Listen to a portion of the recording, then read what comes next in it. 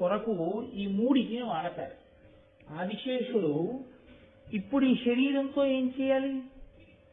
ఇంత పాపం సోదరులతో కలిసి పుట్టినందుకు వచ్చింది. ఇంక ఈ శరీరం ఉన్నంతకాలం ఆ పాపం ఉంటుంది.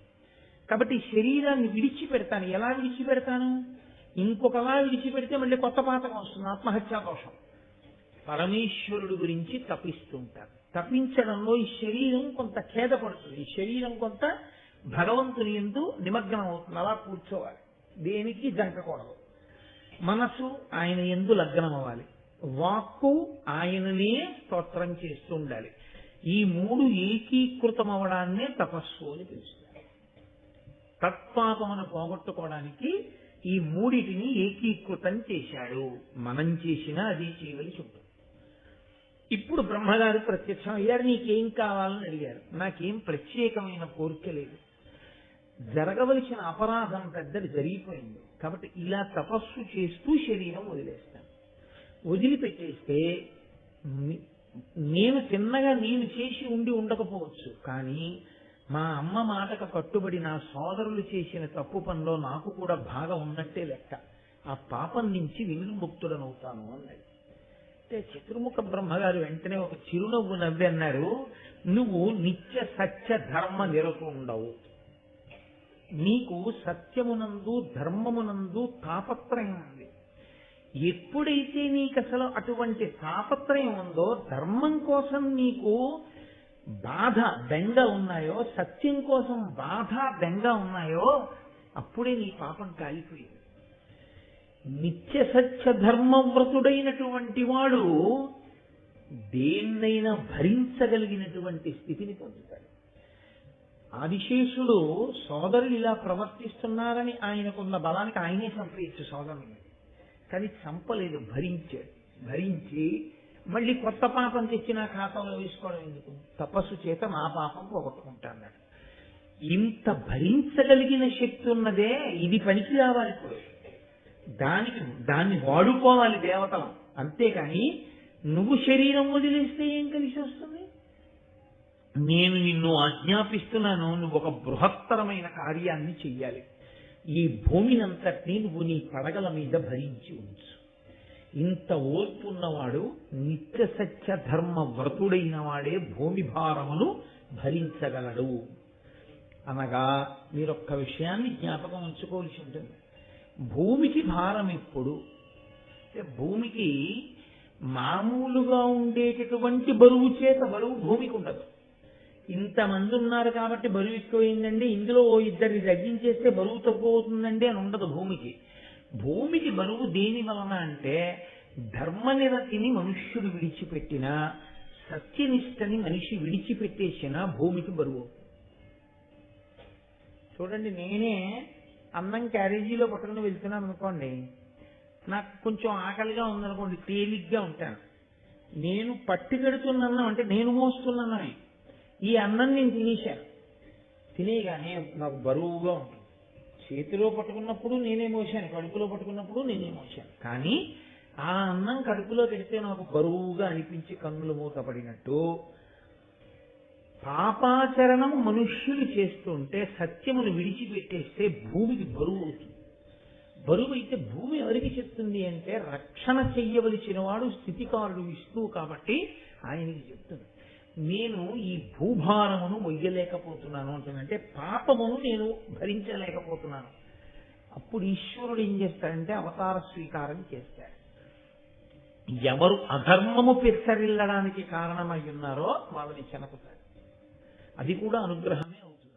అది అవతారమునకు కారణమవుతుంటుంది. అవతారము అంటే ఈశ్వరుడు కిందికి దిగి వచ్చుట అని. కాబట్టి భూమి భారము తగ్గాలంటే భూమి భారమును పంచుకోవడానికి ఎవరు సమర్థుడు? సత్యధర్మములతో ఉన్నటువంటి వాళ్ళు భూమి మీద ఉంటే భూమాత సంతోషిస్తుంది, వాళ్ళు ఉన్నారు అని.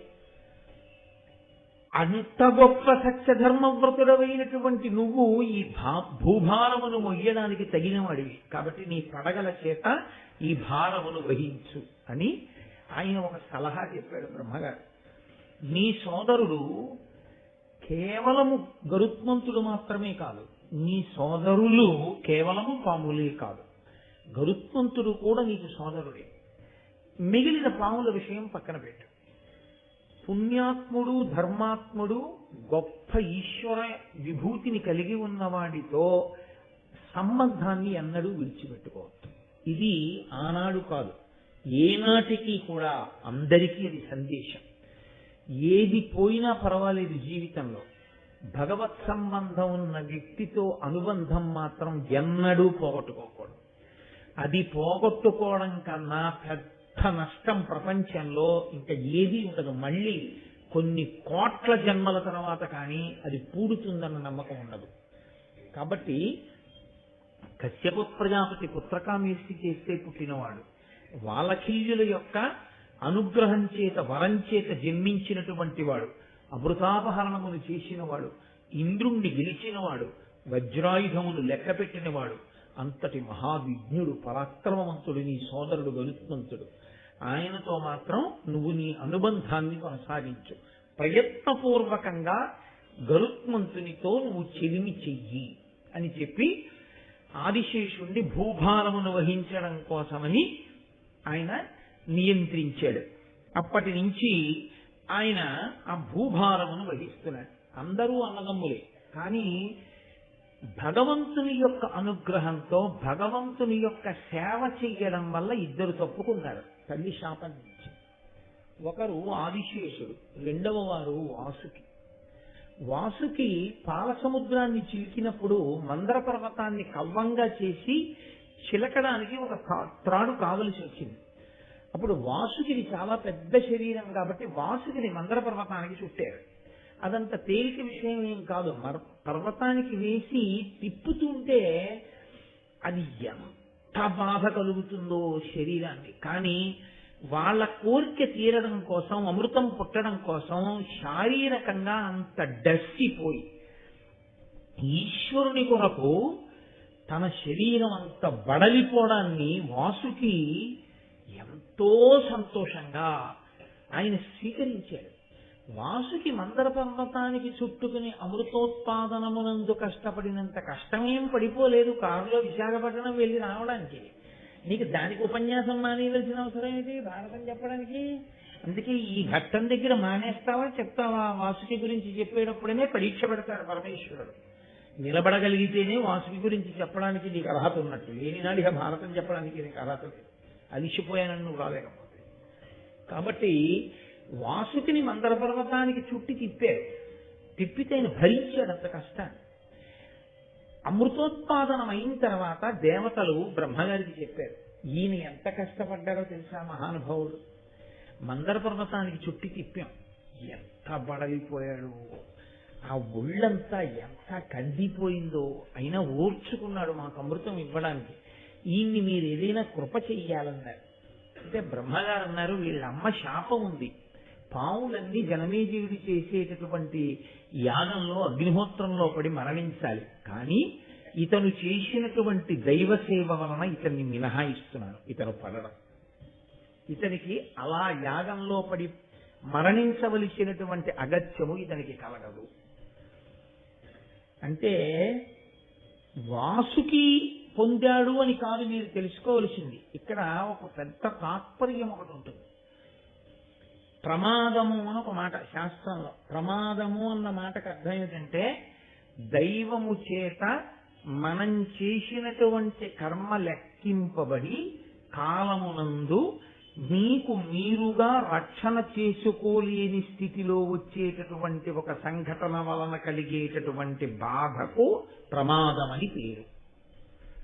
ఏ జన్మలోనో పడుకున్న కుక్కని కర్ర పెట్టి కొట్టాడు, ఆ కుక్క ఏడుస్తూ పోయి ఈశ్వరుడు లెక్కలో వేసుకున్నాడు. నిష్కారణంగా నిద్రపోతున్న కుక్కని కర్రతో కొట్టి బాధ పెట్టాడు. ఏమిటి విరుగుడు?